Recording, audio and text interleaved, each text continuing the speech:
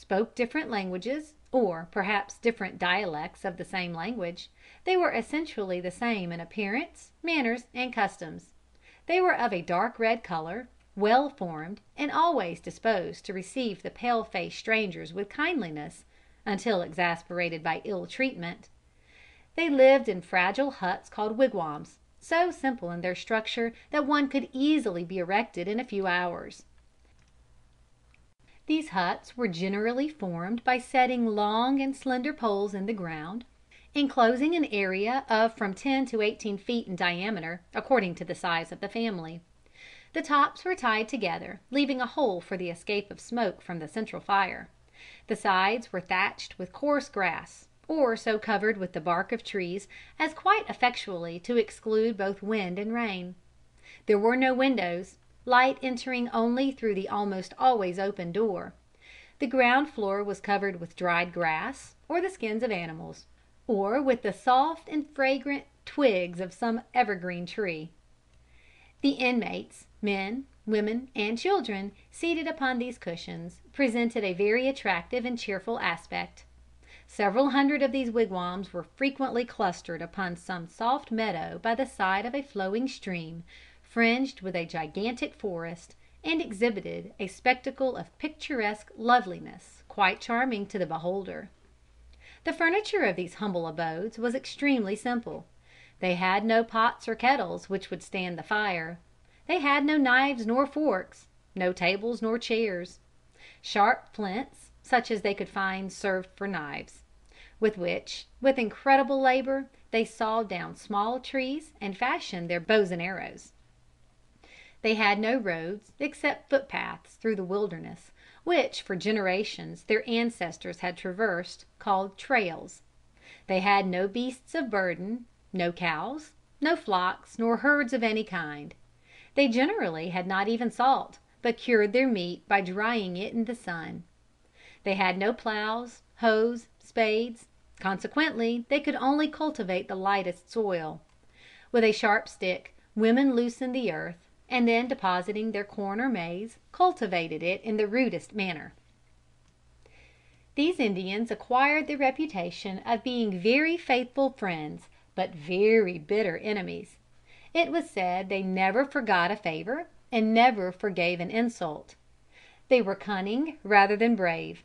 It was seldom that an Indian could be induced to meet a foe in an open hand-to-hand fight, but he would track him down for years, hoping to take him unawares, and to brain him with the tomahawk, or pierce his heart with the flint-pointed arrow.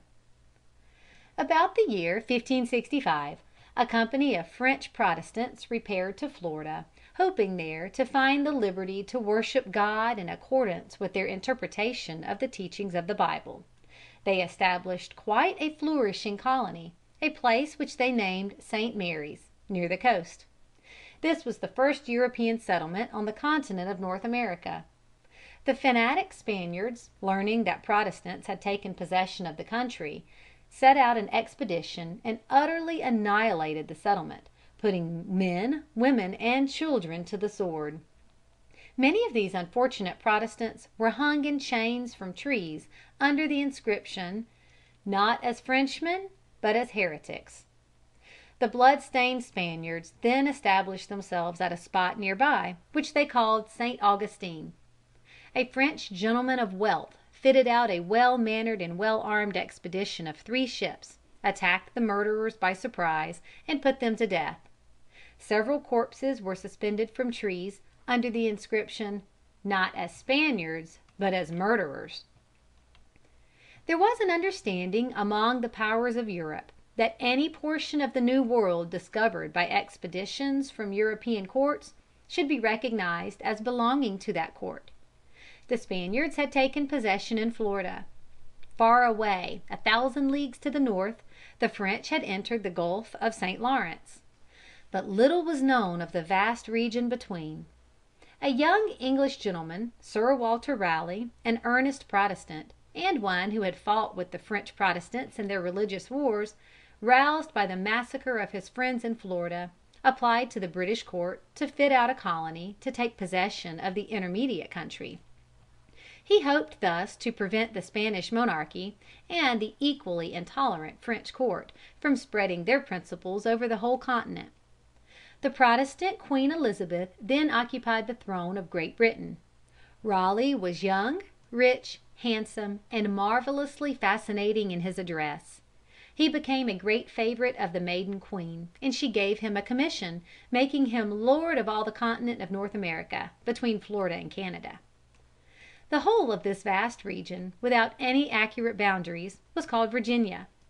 Several ships were sent to explore the country. They reached the coast of what is now called North Carolina, and the adventurers landed at Roanoke Island.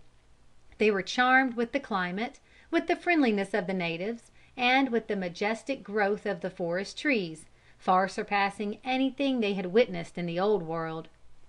Grapes in rich clusters hung in profusion on the vines, and birds of every variety of song and plumage filled the groves.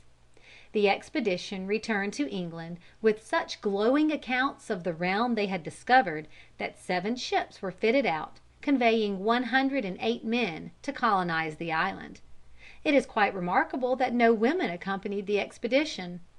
Many of these men were reckless adventurers. Bitter hostility soon sprang up between them and the Indians, who, at first, had received them with the greatest kindness. Most of these colonists were men unaccustomed to work, and who insanely expected that in the New World, in some unknown way, wealth was to flow in upon them like a flood.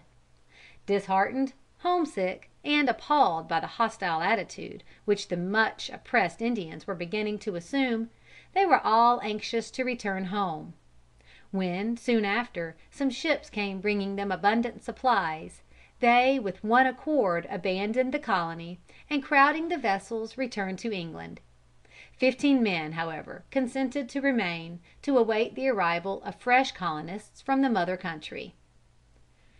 Sir Walter Raleigh, still undiscouraged, in the next year, 1587, sent out another fleet containing a number of families as emigrants, with women and children. When they arrived, they found Roanoke deserted. The 15 men had been murdered by the Indians in retaliation for the murder of their chief, and several of his warriors by the English. With fear and trembling the new settlers decided to remain, urging the friends who had accompanied them to hasten back to England with the ships and bring them reinforcements and supplies. Scarcely had they spread their sails on the return voyage ere war broke out with Spain. It was 3 years before another ship crossed the ocean to see what had become of the colony. It had utterly disappeared. Though many attempts were made to ascertain its tragic fate, all were unavailing. It is probable that many were put to death by the Indians, and perhaps the children were carried far back into the interior and incorporated into their tribes. This bitter disappointment seemed to paralyze the energies of colonization. For more than 70 years the Carolinas remained a wilderness, with no attempt to transfer to them the civilization of the Old World. Still English ships continued occasionally to visit the coast. Some came to fish, some to purchase furs of the Indians, and some for timber for shipbuilding. The stories which these voyagers told on their return kept up an interest in the New World. It was indeed an attractive picture which could be truthfully painted. The climate was mild, genial, and salubrious. The atmosphere surpassed the far-famed transparency of Italian skies. The forests were of gigantic growth, more picturesquely beautiful than any ever planted by man's hand, and they were filled with game. The lakes and streams swarmed with fish.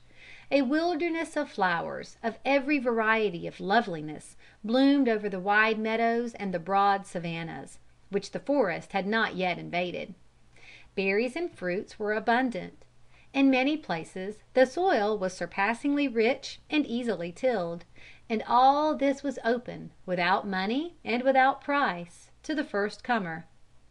Still, more than 100 years elapsed after the discovery of these realms ere any permanent settlement was effected upon them. Most of the bays, harbors, and rivers were unexplored, and reposed, as it were, in the solemn silence of eternity. From the Everglades of Florida to the fir-clad hills of Nova Scotia, Not a settlement of white men could be found. At length, in the year